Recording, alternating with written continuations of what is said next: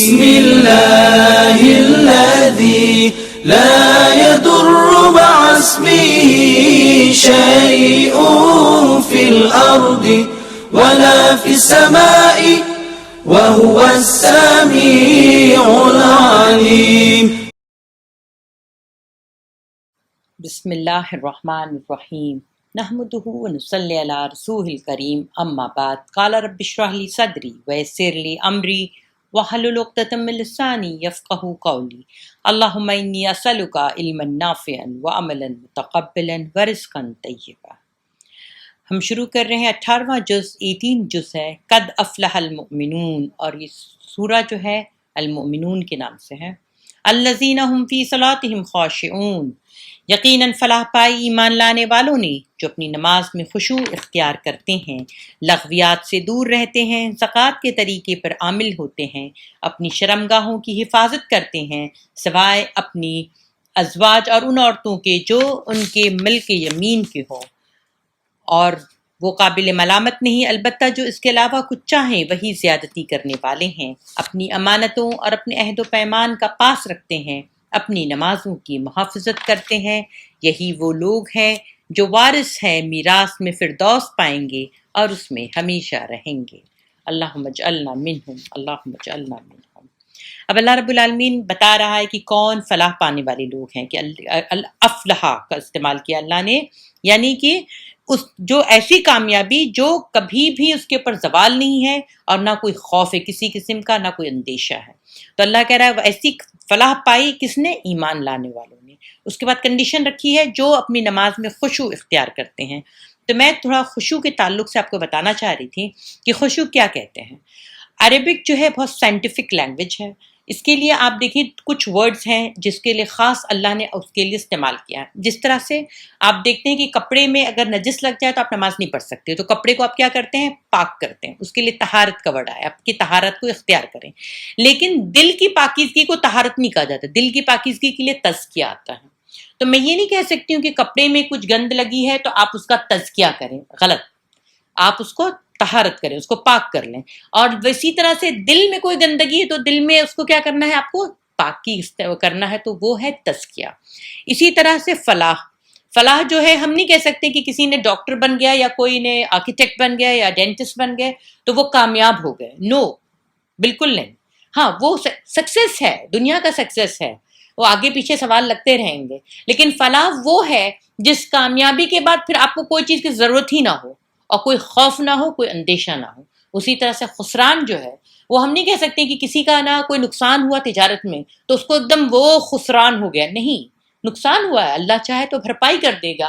ہم نے کل پڑھا بھی تھا انبیاء میں کہ کس طرح سے ایوب علیہ السلام کا سب لے لیا، پھر واپس اس سے زیادہ دے دیا۔ تو یہ اللہ کی مرضی ہے، اللہ جب چاہے اس کو دے سکتا ہے۔ ہاں مگر آخرت کا جو گھاٹا ہے وہ خسران ہے، وہ کبھی پلٹائے، کسی کے پلٹنے سے وہ پلٹنے والا نہیں ہے اور نہ کم ہونے والا ہے۔ تو اس طرح سے آپ سمجھیں کہ بڑی سائنٹیفک لینگویج ہے۔ تو اللہ کہہ رہا ہے خشوع اختیار کرو۔ تو جیسے میں آپ سے یہ کہہ سکتی ہوں کہ آپ غور سے میری باتیں سنیں، پر میں یہ نہیں کہہ سکتی ہوں کہ آپ خشوع سے میری بات سنیں۔ خشوع لفظ ہے اللہ کے لیے، خالص اللہ کے لیے، اس کی خاص عبادت کے لیے ایک خاص لفظ خشوع، اور اللہ ہم سب کو اس کو نوازے۔ خشوع کا مطلب ہوتا ہے کہ کسی کے آگے جھک جانا، دب جانا، اظہار عجز و انکساری کرنا۔ اس کیفیت کا تعلق دل سے بھی ہے اور جسم کی ظاہری حالت سے بھی۔ دل کا خشوع یہ ہے کہ آدمی کسی کی ہیبت اور عظمت و جلال سے مرعوب ہو، اور جسم کا خشوع یہ ہے کہ جب وہ اس کے سامنے جائے تو سر جھک جائے، اعضاء ڈھیلے پڑ جائیں، نگاہ پست ہو، آواز دب جائے، اور ہیبت زدگی کے وہ سارے آثار اس پر طاری ہو جائیں جو اس حالت میں فطرتاً طاری ہو جایا کرتے ہیں جبکہ آدمی کسی زبردست باجبروت ہستی کے حضور پیش ہو۔ نماز میں خشوع سے مراد دل اور جسم کی یہی کیفیت ہے، اور یہی نماز کی اصل روح ہے۔ حدیث میں آتا ہے کہ ایک مرتبہ نبی صلی اللہ علیہ وسلم نے ایک شخص کو دیکھا کہ نماز پڑھ رہا تھا اور اس کے ساتھ داڑھی کے بالوں سے کھیلتا جا رہا تھا۔ آپ نے فرمایا کہ اگر اس کے دل میں خشوع ہوتا تو اس کے جسم پر بھی خشوع طاری ہوتا۔ اب خشوع کے تعلق سے ایک بات آپ سمجھ لیجیے کہ حضرت علی رضی اللہ عنہ کو جب تیر لگا تھا تو جب ان کو نکالنا آیا تو انہوں نے کہا کہ نماز میں نکالنا. اسی طرح سے ایک تابعین تھے، ان کا نام عبداللہ ہی تھا، اور ان کا حکیم نے کہا تھا کہ ان کے پیر کاٹنے کی نوبت آ گئی تھی کسی وجہ سے، تو انہوں نے کہا تھا جب میں نماز میں کھڑا ہوں تب کاٹنا، کیونکہ اس زمانے میں کیا ہوتا تھا، انستھیسیا نہیں تھا، تو وہ یہ نہیں ہو سکتا کہ ان کو بے ہوش کر کے پھر ان کے اوپر آپریشن کیا جائے. تو ان کے لیے سب سے بیسٹ کیا ہوتا تھا کہ وہ نماز میں کھڑے ہو جائے، تو ان کا دل غافل ہو جاتا تھا پوری دنیا کی ہر قسم کی تکلیف سے، اور پھر ان کے اوپر جو مرضی آپ کر لیں. اللہ ہمیں ایسی خشوع والی نماز نصیب فرمائے. اب آگے اللہ کہہ رہا ہے، اے پیغمبر کھاؤ پاک چیزیں اور عمل صالح کرو، جو کچھ تم کرتے ہو اس کو خوب جانتا ہوں، اور تمہاری امت ایک ہی امت ہے اور میں تمہارا رب ہوں، بس تم ہی مجھ سے ڈرو. عمل صالح سے پہلے اللہ نے طیبات کے نا طیب کھانے کی بات کہی ہے کہ طیبات کھانے کی ہدایت سے صاف اشارہ نکلتا ہے کہ حرام خوری کے ساتھ عمل صالح کی کوئی معنی نہیں ہے. صلاح کے ساتھ جو ہے شرط اول یہ ہے کہ آدمی رزق حلال کھائے. حدیث میں آتا ہے کہ نبی صلی اللہ علیہ وسلم نے فرمایا کہ لوگو، اللہ خود پاک ہے، اس لیے پاک ہی چیز کو پسند کرتا ہے.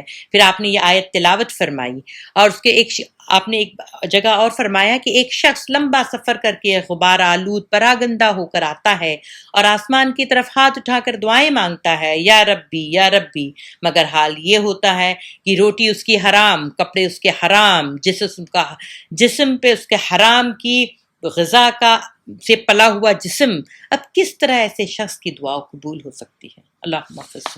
اس لیے ہمیشہ دعا مانگی کہ اللہ ہمیں طیب رزق دے، حلال کے ساتھ طیب دے. حلال تو ایک درجہ ہے، اس کے اوپر کی چیز ہے طیب دے اللہ.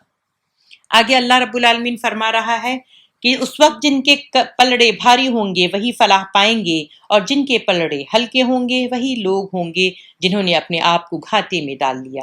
وہ جہنم میں ہمیشہ رہیں گے، آگ ان کے چہروں کی کھال چاٹ جائے گی اور ان کے جبڑے باہر نکل آئیں گے. اللہ محفظنا. کیا تم وہی لوگ نہیں ہو کہ میری آیات تمہیں سنائی جاتی تو تمہیں انہیں جھٹلاتے تھے؟ وہ کہیں گے، اے ہمارے رب، ہماری بدبختی ہم پر چھا گئی تھی، واقعی ہم گمراہ لوگ تھے. اے پروردگار، اب ہمیں یہاں سے نکال دے، پھر ہم ایسا قصور کریں تو ظالم ہوں گے. اللہ تعالیٰ جواب دے گا، دور ہو میرے سامنے سے اور پڑے رہو اسی میں اور مجھ سے بات نہ کرو. تم وہی لوگ ہو کہ میرے کچھ بندے جب کہتے تھے کہ اے ہمارے پروردگار، ہم ایمان لائے، ہمیں معاف کر دے، ہم پر رحم کر، تو سب رحیموں سے اچھا رحیم ہے، تو تو نے ان کا مذاق بنا لیا تھا، یہاں تک کہ ان کی ضد نے تمہیں یہ بھلا دیا تھا کہ میں بھی کوئی ہوں، اور تم ان پر ہنستے رہے. آج ان کے صبر کا میں نے پھل دیا ہے کہ وہی کامیاب ہیں. اللہم اجعلنا منہم. اللہ ہمیں کامیاب لوگوں میں شامل فرما. اب دیکھیں ہم آتے ہیں سورہ نور کی طرف. سورہ نور جو ہے یہ اس کا نام اللہ نور السماوات والارض سے لیا گیا ہے، اور یہ سورہ احزاب کا جوڑا ہے. اور آپ دیکھیں گے کہ یہ مدنی سورہ ہے، اور اس میں آپ دیکھیں گے کہ آپ صلی اللہ علیہ وسلم کے اس زمانے میں معاشرے میں کس قسم کی کشمکش تھی، اور اللہ رب نے کیسی اذیتیں اور کس قسم کے امتحان سے آپ صلی اللہ علیہ وسلم کو گزرنا ہو رہا تھا. اور یہ دین جو ہم کو پہنچا ہے، ہم اس کو اتنے ہلکے میں لیتے ہیں، ہم تمام باتوں کو جتنے ہلکے میں لیتے ہیں. ہم نے کبھی غور کریں کہ اللہ کے رسول صلی اللہ علیہ وسلم، ان کے قریب ساتھی، ان کے گھر کے لوگ کتنی بڑی قربانی دے رہے ہیں. آئیے ہم تھوڑا سا اس کے بارے میں پس منظر کو بھی جان لیتے ہیں کہ دیکھیے یہ جنگ بدر کی فتح سے عرب میں تحریک اسلام کا جو عروج شروع ہوا وہ غزوہ خندق تک پہنچتے پہنچتے اس حد تک بڑھ چکا تھا کہ مشرکین، یہود اور منافقین اور متربصین سبھی محسوس کرنے لگے تھے کہ اس نوخیز طاقت کو محض ہتھیاروں اور فوجوں کے بل پر شکست نہیں دی جا سکتی. تو اس لیے انہوں نے کیا کیا کہ سازش کرنا شروع کی. سازش ہر زمانے میں ہوتی ہے. تو جنگ خندق کے لوگ یہ متحد ہو کر 1000 فوجوں کے ساتھ مدینہ آئے تھے، مگر 1 مہینے تک سر مارنے کے باوجود آخرکار ناکام ہو کر چلے گئے تھے. تو اس سال آپ صلی اللہ علیہ وسلم نے فرمایا تھا کہ اس سال کے بعد اب قریش تم پر چڑھائی نہیں کریں گے بلکہ تم ان پر چڑھائی کرو گی.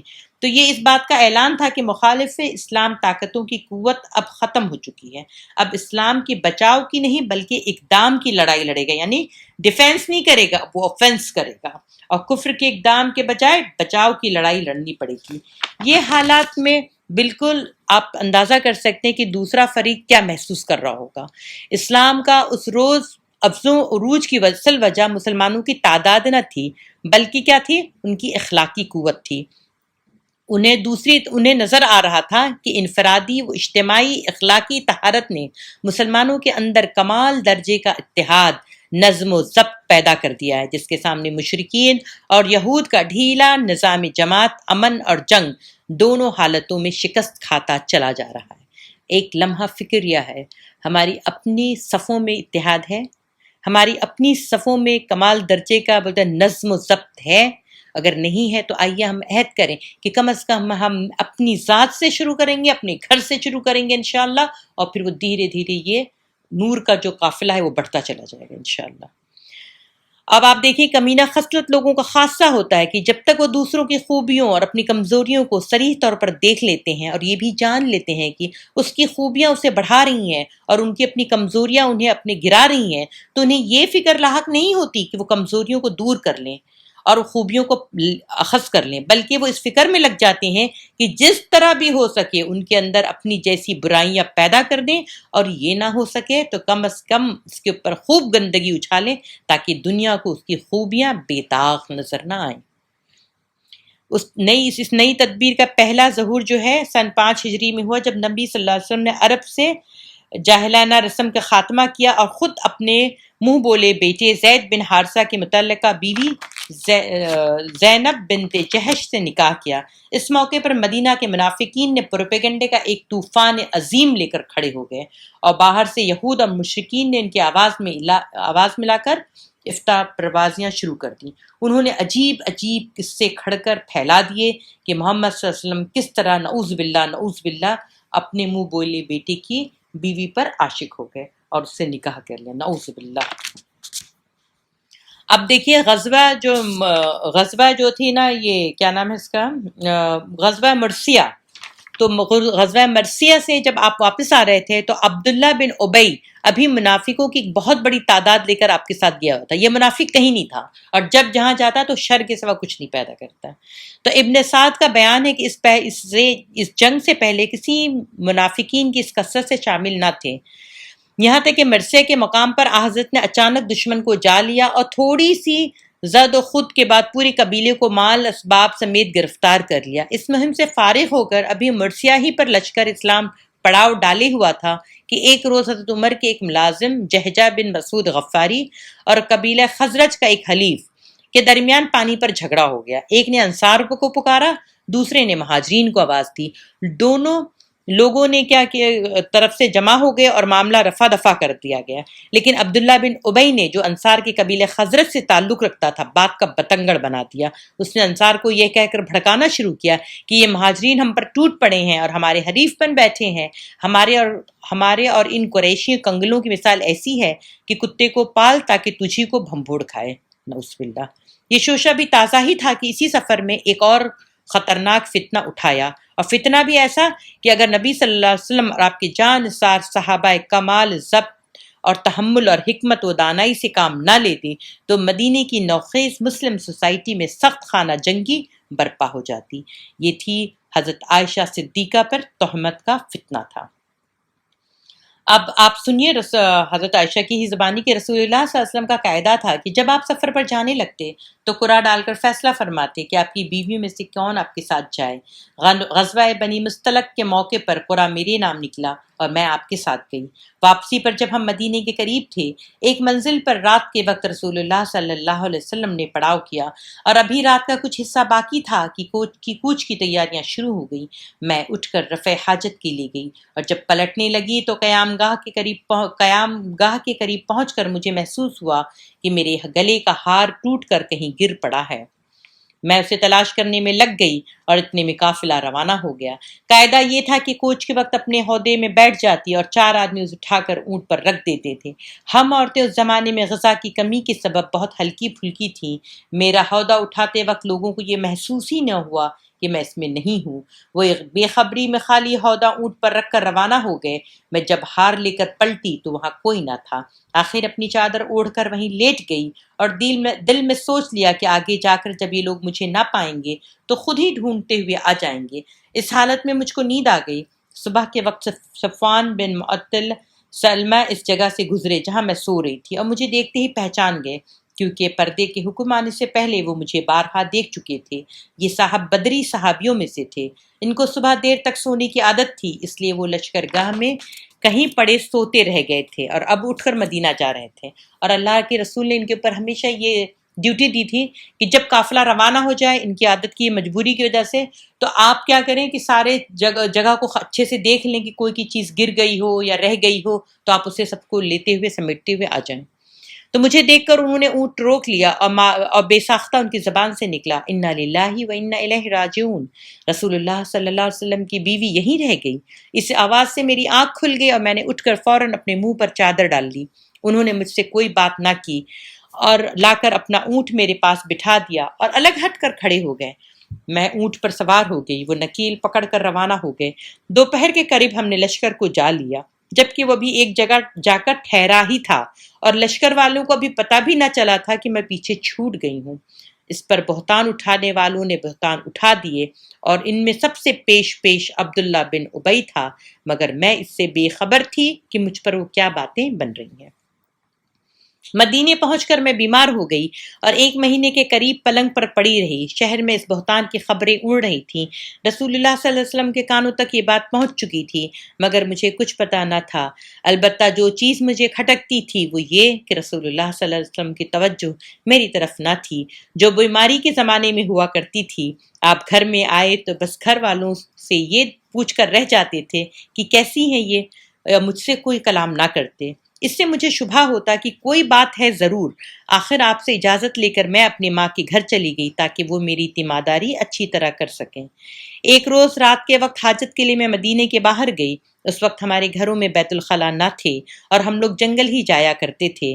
میرے ساتھ مستہ بن اساسہ کی ماں بھی تھیں، جو میرے والد کی خالہ زاد بہن تھیں۔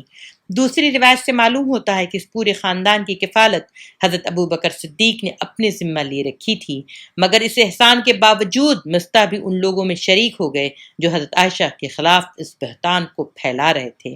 راستے میں ان کو ٹھوکر لگی اور بے ساختہ ان کی زبان سے نکلا، غارت ہو مستہ۔ میں نے کہا، اچھی ماں ہو جو بیٹے کو کوستی ہو، اور بیٹا وہ بھی جس نے جنگ بدر میں حصہ لیا ہو۔ انہوں نے کہا، بیٹا کیا تجھے اس کی باتوں کی کچھ خبر نہیں ہے؟ پھر انہوں نے سارا قصہ سنایا اور یہ سن کر میرے ہوش اڑ گئے، اور پھر جب میں سب بھول کر گھر آ گئی، اور اس فتنے میں شامل ہو گئے تھے مستہ، حسان بن ثابت اور حمنہ بنت جہش۔ آگے چل کر حضرت عائشہ فرماتی ہیں کہ میرے پیچھے رسول اللہ صلی اللہ علیہ وسلم نے شاید حضرت علی اور اسامہ بن زید کو بلا کر ان سے مشورہ طلب کیا تھا۔ اسی روز رسول اللہ صلی اللہ علیہ وسلم گھر نے خطبہ میں فرمایا کہ مسلمانوں، کون ہے جو اس شخص کے حملوں سے میری عزت بچائے جس نے میرے گھر والوں پر الزامات لگا کر مجھے اذیت پہنچانے کی حد کر دی ہے؟ بخدا میں نے تو اپنی بیوی میں کوئی برائی نہیں دیکھی ہے، نہ اس شخص میں جس کے متعلق تہمت لگائی جاتی ہے، وہ کبھی میری غیر موجودگی میں میرے گھر آیا بھی نہیں۔ اس پر اسید بن خزیر نے اٹھ کر کہا، یا رسول اللہ، اگر وہ ہمارے قبیلے کا آدمی ہے تو ہم اس کی گردن ماریں گے، اگر ہمارے بھائی خزرجیوں میں سے ہے تو آپ حکم دیں، ہم تعمیل کے لیے حاضر ہیں۔ یہ سنتے ہی سعد بن عبادہ رئیس خزرج اٹھ کھڑے اور کہنے لگے، جھوٹ کہتے ہو تم، ہرگز اسے نہیں مارو گے، تم اس کی گردن مارنے کا نام صرف اس لیے لے رہے ہو کہ وہ خزرج میں سے، یعنی ان کو معلوم تھا کہ یہ عبداللہ بن ابی کی بات ہو رہی۔ تو پلٹ کے انہوں نے جواب دیا کہ تم منافق ہو، اس لیے منافقوں کی حمایت کرتے ہو۔ اس پر مسجد نبوی میں ایک ہنگامہ برپا ہو گیا۔ حالانکہ رسول اللہ صلی اللہ علیہ وسلم ممبر پر تشریف رکھتے تھے، قریب تھا کہ اوس اور خزرج مسجد ہی میں لڑ پڑتے، مگر رسول اللہ صلی اللہ علیہ وسلم نے ان کو ٹھنڈا کیا اور پھر ممبر سے اتر آئے۔ اب دیکھیے، عبداللہ بن ابی نے یہ شوشہ چھوڑ کر بیک وقت کئی شکار کرنے کی کوشش کی۔ ایک طرف اس نے رسول اللہ صلی اللہ علیہ وسلم اور حضرت ابو بکر صدیق کی عزت پر حملہ کیا، اور دوسری طرف اس نے اسلامی تحریک کے بلند ترین اخلاقی وقار کو گرانے کی کوشش کی۔ تیسری طرف اس نے ایک ایسی چنگاری پھینکی تھی کہ اگر اسلام اپنے پیروں کی کایا نہ پلٹ چکا ہوتا تو مہاجرین اور انصار، اور خود انصار کے بھی دونوں قبیلے آپس میں لڑ مرتے۔ تو یہ ہوتا ہے فتنہ، اور یہ ہوتا ہے، دیکھیے، تہمت اور بہتان لگانے کا اثر۔ اللہم حفظنا، اللہم حفظنا۔ تو یہ تمام سوروں میں، یہ سورہ میں ازواج مطہرات کو حکم دیا گیا ہے کہ اپنے گھروں میں وقار کے ساتھ بیٹھو، بنگاؤ سنگھار کر کے باہر نہ نکلو، اور پھر غیر مردوں سے گفتگو کا کیا انداز ہو، اور حضور کے گھروں میں غیر مردوں کی بلا اجازت داخلے پر روک لگائی گئی۔ یہ تمام احکام ہے جو آپ خود پڑھیے گا انشاءاللہ۔ ہم شروع کرتے ہیں۔ بسم اللہ الرحمن الرحیم۔ یہ ایک سورہ ہے جس کو ہم نے نازل کیا ہے اور اسے ہم نے فرض کیا ہے، اور اس میں ہم نے صاف صاف ہدایت نازل کی ہے، شاید کہ تم سبق لو۔ زانیہ عورت اور زانی مرد، اور دونوں میں سے ہر ایک کو 100 کوڑے مارو۔ ان پر ترس کھانے کا جذبہ اللہ کے دین کے معاملے میں تم کو دامنگیر نہ ہو۔ تم اللہ تعالی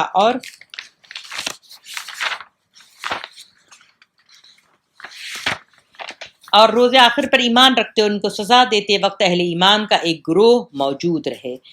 اول چیز اللہ سبحانہ تعالیٰ یہاں پہ بتا رہا ہے کہ یہ فوجداری قانون ہے، دین اللہ کا فرمایا جا رہا ہے کہ معلوم ہو کہ صرف نماز، روزہ، حج اور زکوٰۃ ہی دین نہیں ہے، مملکت کا قانون بھی دین ہے۔ دین کو قائم کرنے کا مطلب ہے صرف نماز قائم کرنا نہیں ہے، بلکہ اللہ کا قانون اور نظام شریعت کو قائم کرنا بھی دین ہے۔ اب دیکھیں اس کے بعد ہم نے آیت لی ہے کہ جو لوگ یہ بہتان گھڑ لائے ہیں، جو یہ سورہ چل رہی تھی، جو لوگ بہتان گھڑ لائے ہیں وہ تمہارے اندر کا ایک ٹولہ ہے۔ اس واقعے کو اپنے حق میں شر نہ سمجھو، بلکہ یہ بھی تمہارے لیے خیر ہی ہے۔ جس نے اس میں جتنا حصہ لیا اس نے اتنا ہی گناہ سمیٹا، اور جس شخص نے اس کی ذمہ داری کا بڑا حصہ اپنے سر لیا اس کے لیے تو عذاب عظیم ہے۔ جس وقت تم لوگوں نے اسے سنا تھا اسی وقت کیوں نہ مومن مردوں اور مومن عورتوں نے اپنے آپ سے نیک گمان کیا، اور کیوں نہ کہہ دیا کہ یہ صریح بہتان ہے۔ وہ لوگ اپنے الزام کے ثبوت میں 4 گواہ کیوں نہ لائے؟ اب اگر وہ گواہ نہیں لائے تو اللہ کے نزدیک وہی جھوٹے ہیں۔ اگر تم لوگ پر دنیا اور آخرت میں اللہ کا فضل اور رحم و کرم نہ ہوتا تو جن باتوں میں تم پڑ گئے تھے ان کی پاداش میں بڑا عذاب تمہیں آ لیتا۔ ذرا غور تو کرو اس وقت تم کیسی سخت غلطی کر رہے تھے، جبکہ تمہاری ایک زبان سے دوسری زبان اس جھوٹ کو لیتے چلی جا رہی تھی، اور تم اپنے منہ سے وہ کچھ کہے جا رہے تھے جس کے متعلق تمہیں کوئی علم نہ تھا۔ تم اسے ایک معمولی بات سمجھ رہے تھے، حالانکہ اللہ کے نزدیک یہ بہت بڑی بات تھی۔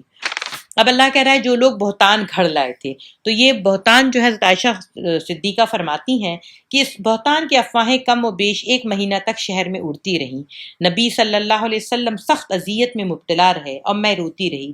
میرے والدین انتہائی پریشانی، رنج و غم میں مبتلا رہے۔ آخرکار ایک روز حضور صلی اللہ علیہ وسلم تشریف لائے، میرے پاس بیٹھے۔ اس پوری مدت میں آپ کبھی میرے پاس بیٹھے نہ تھے۔ حضرت ابوبکر ام رومان حضرت عائشہ کی والدہ نے محسوس کیا کہ آج کوئی فیصلہ کن بات ہونے والی ہے، اس لیے وہ دونوں بھی پاس آ کر بیٹھ گئے۔ حضور نے فرمایا، عائشہ مجھے تمہارے متعلق یہ خبریں پہنچی ہیں، اگر تم بے گناہ ہو تو امید ہے کہ اللہ تمہاری برات ظاہر فرمائے گا، اور واقعی تم کسی گناہ میں مبتلا ہوئی ہو تو اللہ سے توبہ کرو اور معافی مانگو۔ بندہ جب اپنے گناہ کا معترف ہو کر توبہ کرتا ہے تو اللہ معاف کر دیتا ہے۔ یہ بات سن کر میرے آنسو خشک ہو گئے۔ میں نے اپنے والد سے عرض کیا، آپ رسول اللہ صلی اللہ علیہ وسلم کی بات کا جواب دیں۔ انہوں نے فرمایا، بیٹی میری کچھ سمجھ میں نہیں آتا، میں کیا کہوں؟ میں نے اپنے والدہ سے کہا تو انہوں نے بھی وہی جواب دیا۔ تو پھر اس پر میں نے کہا کہ آپ لوگوں کے کانوں میں ایک بات پڑ گئی ہے اور دلوں میں بیٹھ چکی ہے۔ اب اگر میں یہ کہوں کہ میں بے گناہ ہوں اور اللہ گواہ ہے کہ میں بے گناہ ہوں تو آپ لوگ نہ مانیں گے۔ اگر خواہ مخواہ ایک ایسی بات کا اعتراف کروں جو میں نے نہیں کی ہے اور اللہ جانتا ہے کہ میں نے نہیں کی تو آپ لوگ مان لیں گے۔ میں نے اس وقت حضرت یعقوب کا نام یاد کرنے کی کوشش کی مگر یاد نہ آیا، تو میں نے کہا اس حالت میں میرے لیے اس کے سوا اور کیا چارہ ہے کہ وہی بات کہوں جو حضرت یوسف کے والد نے کہی تھی، فصبر جمیل، اور یہ کہہ کر میں لیٹ گئی اور دوسری طرف کروٹ لے لی۔ میں اس وقت اپنے دل میں کہہ رہی تھی کہ اللہ میری بے گناہی سے واقف ہے، وہ ضرور حقیقت کھول دے گا، اگرچہ میری بات تو میرے وہم و گمان میں بھی نہ تھی کہ میرے حق میں وہی نازل ہوگی جو قیامت تک پڑھی جائے گی۔ میں اپنی ہستی کو اس سے کمتر سمجھتی تھی، اللہ خود میری طرف سے بولے، مگر میرا یہ گمان تھا کہ رسول اللہ صلی اللہ علیہ وسلم کو کوئی خواب دیکھیں گے جس میں اللہ تعالیٰ میری برات ظاہر فرمائے گا۔ اتنے میں یکایک حضور صلی اللہ علیہ وسلم پر وہ کیفیت طاری ہو گئی جو وہی نازل ہوتے وقت ہوا کرتی تھی، حتیٰ کہ سخت جاڑے کے زمانے میں بھی ہوتی تھی کہ موتی کی طرح آپ کے چہرے سے پسینے کے قطرے ٹپکنے لگتے تھے۔ ہم سب خاموش ہو گئے تو میں بالکل بے خوف ہو گئی، مگر میرے والدین کا یہ حال تھا کہ کاٹو تو بدن میں لہو نہیں، وہ ڈر رہے تھے کہ دیکھیں اللہ کیا حقیقت کھولتا ہے۔ جب وہ کیفیت دور ہوئی تو حضور صلی اللہ علیہ وسلم بے حد خوش تھے۔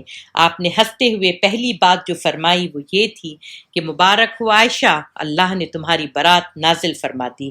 اور اس کے بعد حضور نے یہ 10 آیتیں سنائیں 11 سے لے کے 21 تک کہ میری والدہ نے کہا اٹھو اور رسول اللہ کا شکریہ ادا کرو۔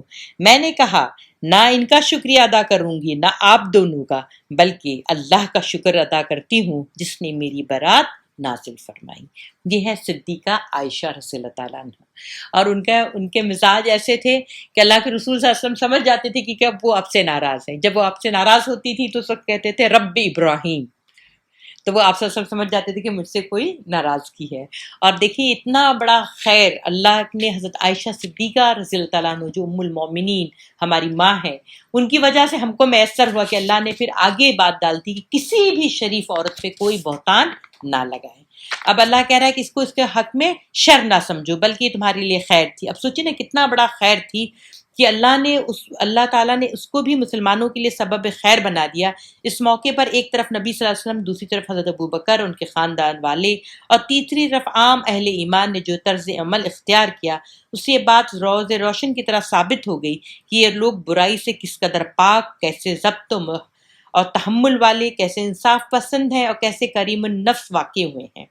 ٹھیک ہے، لیکن اس کے بعد یہ سب سے بڑا خیر تو یہ ہوا کہ جو بعد کے آنے والے لوگوں کو ایک اللہ نے ایک گائیڈ لائن دے دی کہ کس قسم کا رویہ ایک مومن کو رکھنا چاہیے، ایک بلیور کو رکھنا چاہیے۔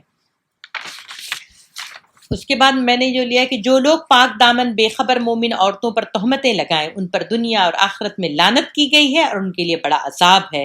وہ اس دن کو بھول نہ جائیں جب ان کی اپنی زبانیں، ان کے اپنے ہاتھ پاؤں ان کی کرتوتوں کی گواہی دیں گے۔ اس دن اللہ وہ بدلہ انہیں بھرپور دے گا جس کے وہ مستحق ہیں، اور انہیں معلوم ہو جائے گا کہ اللہ ہی حق ہے، سچ کو سچ کر دکھانے والا۔ صدق اللہ العظیم۔ تو دیکھیے یہ اللہ سبحانہ تعالیٰ نے کتنی بڑی سیکیورٹی ہمیں دی ہے۔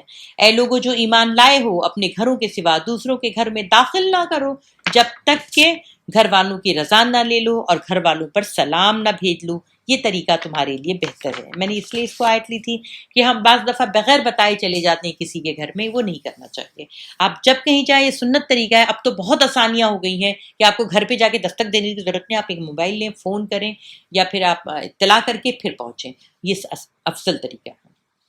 اس کے بعد اللہ کہہ رہا ہے کہ اے نبی مومن مردوں سے کہو کہ اپنی نظریں بچا کر رکھیں اور اپنی شرمگاہوں کی حفاظت کریں۔ اب دیکھیں پردے کا حکم آ رہا ہے، لیکن جیسے ہی ہم نام لیں گے پردے کا تو لوگوں کو تصور میں آتا ہے کہ عورت کو پردہ کرنا ہے، جبکہ اس کی جڑ جو ہے اللہ نے بتائی کہ سب سے پہلے مردوں پہ۔ اے نبی مومن مردوں سے کہو کہ اپنی نظریں بچا کر رکھیں، اپنی شرمگاہوں کی حفاظت کریں، یہ ان کے لیے زیادہ پاکیزہ طریقہ ہے جو کچھ وہ کرتے ہیں، اللہ اس سے باخبر ہے۔ پھر آگے اللہ فرما رہا ہے 31 نمبر میں کہ اے نبی مومن عورتوں سے کہہ دو کہ اپنی نظریں بچا کر رکھیں اور اپنی شرمگاہوں کی حفاظت کریں۔ اور پھر آگے ڈیٹیل ہے کہ اپنا بناؤ سنگھار نہ دکھائیں کس کے سامنے جو خود ظاہر ہو جائے، اور اپنے سینوں پہ اوڑھنیوں کے آنچل ڈالے رہیں۔ اس طرح سے پوری پردے کا ذکر ہے یہاں پہ، جو آپ خود پڑھ لیں، لیکن یہ ہمیشہ یاد رکھیں کہ پردہ از اے مسٹ، پردہ بالکل ضروری ہے اسلام میں۔ ٹھیک ہے، اب اللہ رب العالمین نے پہلے مردوں کو کہہ کر یہ بات کو اس لیے جڑ سے ختم کر دی ہے کہ جو جیسے آج کل آپ ایک ایڈ دیکھتے ہیں کہ جو دکھتا ہے وہ بکتا ہے، ٹھیک، تو یہ چیز اسلام میں نہیں ہے، آپ دیکھیں ہی نہیں۔ آپ کو پتا ہے کہ جو بیچنے کے لیے، وہ چاہے وہ گاڑی کی بیٹری کیوں نہ بیچنی ہو، تو اس میں ہی ایک نیم برہنہ عورت کھڑی رہے گی، تو کیوں؟ تاکہ آپ کو اس کی طرف لے جایا جائے۔ تو اس طرح سے اللہ سبحانہ تعالیٰ کہہ رہا ہے ہر شر کو، مطلب بے حیائی، بے حجابی کی ہر شر کو اللہ جڑ سے ختم کرتا ہے۔ پھر دیکھیے اللہ بہت خوبصورت آیت اتارا، یہ بڑی بہترین آیتیں نور کی، اور سورہ نور جو اس کا وہی نام بھی ہے کہ اللہ آسمانوں اور زمین کا نور ہے، اللہ نور السماوات والارض، اللہ نور السماوات والارض، اللہ آسمانوں اور زمین کا نور ہے۔ کائنات میں اس کے نور کی مثال ایسی ہے جیسے ایک تاک میں ایک چراغ رکھا ہو، چراغ ایک فانوس میں ہو، فانوس کا حال یہ ہو کہ جیسے موتی کی طرح چمکتا ہوا تارا۔ وہ چراغ زیتون کے ایک ایسے مبارک درخت کے تیل سے روشن کیا جاتا ہو جو شرقی ہو نہ غربی ہو، جس کا تیل آپ ہی آپ بھڑکا پڑتا ہو چاہے آگ اس کو نہ لگے، اس طرح روشنی پر روشنی، نور علی نور۔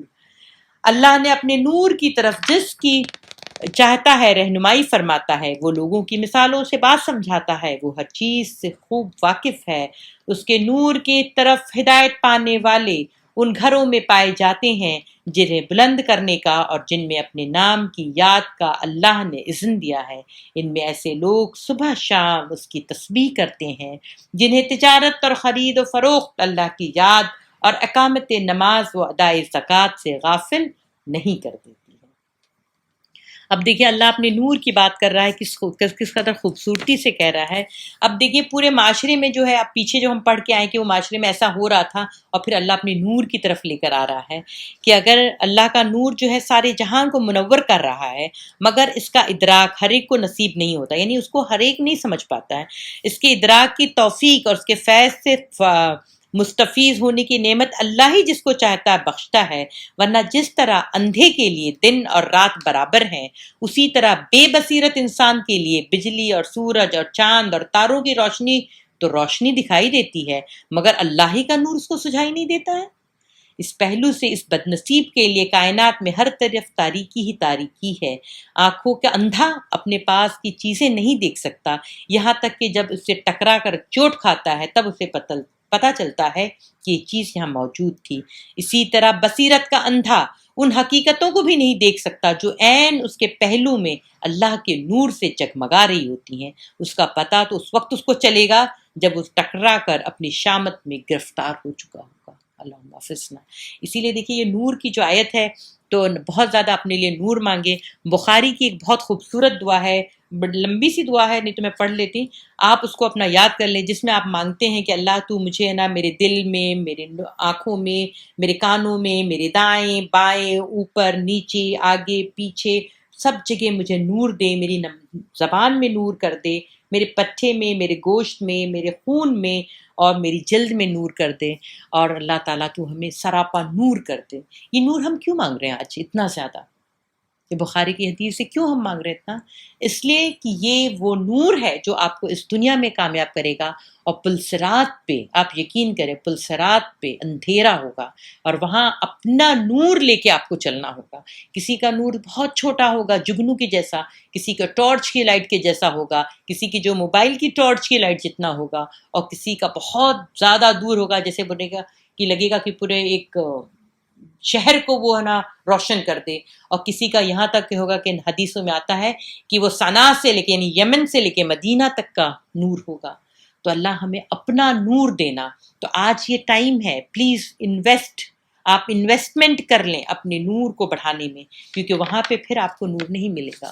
اور دوسری بات، جس گھر میں اللہ کی یاد کا بولتے نا اذن دیا جاتا ہے، اور جو لوگ صبح شام اللہ کی تسبیح کرتے ہیں، اور تجارت خرید و فروخت دنیا کی چلت پھرت انہیں غافل نہیں کرتی ہے، تو ایسی تمام جگہوں پر جہاں وہ ہوتے ہیں، ایسے گھروں میں، ایسی دکانوں میں، ایسے آفسز میں، تو اللہ بولتے ہیں نا کہ وہاں پہ ایک عجیب نور نکلتا ہے، اس کی شعائیں اتنی خوبصورت ہوتی ہیں کہ جیسے دنیا سے بیٹھے ہم لوگ چاند اور تاروں کی تعریف کرتے ہیں، اسی طرح سے فرشتے جو ہیں ایسی نور و نورانی گھروں کو کیا کرتے ہیں، پسندیدگی سے اور رشک کی نظر سے دیکھتے ہیں، کیونکہ انہیں پتہ ہے کہ اللہ اس کے بدلے میں انہیں کیا عطا کرنے والا ہے۔ پھر ہم آتے ہیں، اب سورہ فرقان بھی ہے، جو تبارک الذی نزل الفرقان، نہایت متبرک ہے وہ جس نے فرقان اپنے بندے پر نازل کیا تاکہ سارے جہان والوں کے لیے نذیر ہو۔ وہ جو زمین اور آسمانوں کے بادشاہی کا مالک ہے، جس نے کسی کو بیٹا نہیں بنایا۔ تو یہ انشاءاللہ ہم اس کو کل کریں گے، لیکن آپ منا متبرک تبارک الذی کو سمجھ لیں کیسا ہے کہ بڑا محسن، نہایت باخبر، اس لیے کہ اس نے اپنے بندے کو فرقان کی عظیم الشان نعمت سے نواز کر دنیا بھر کو خبردار کرنے کا انتظام فرمایا۔ نہایت بزرگ و باعظمت، اس لیے کہ زمین و آسمان کی بادشاہی اسی کی ہے۔ نہایت مقدس و منزہ، اس لیے کہ اس کی ذات ہر شائبہ شرک سے پاک ہے، نہ اس کا کوئی ہمجنس کے ذات خداوندی میں اس کا نظیر اور مثیل اس کا ہے، اور اس کے لیے بلند و برتر، اس لیے کہ بادشاہی کی ساری اسی کی ہیں، اور کسی دوسرے کا یہ مرتبہ نہیں کہ اس کے اختیارات میں اس کا شریک ہو۔ کمال قدرت کے اعتبار سے برتر، اس لیے وہ کائنات کی ہر چیز کو پیدا کرنے والا اور ہر شے کی تقدیر مقرر کرنے والا ہے۔ اسی لیے یہاں پہ یہ پڑھنا چاہیے، لا الہ الا اللہ وحدہ لا شریک لہ، لہ الملک و لہ الحمد وہو علی کل شیء قدیر۔ میں اپنی بات اس دعا کے ساتھ ختم کرتی ہوں کہ ربنا اتمم لنا نورنا واغفر لنا انک علی کل شیء قدیر۔ اے ہمارے رب، ہمارا نور ہمارے لیے مکمل کر دے اور ہم سے درگزر فرما، تو ہر چیز پر قدرت رکھتا ہے۔ جزاک اللہ خیر، شکراً۔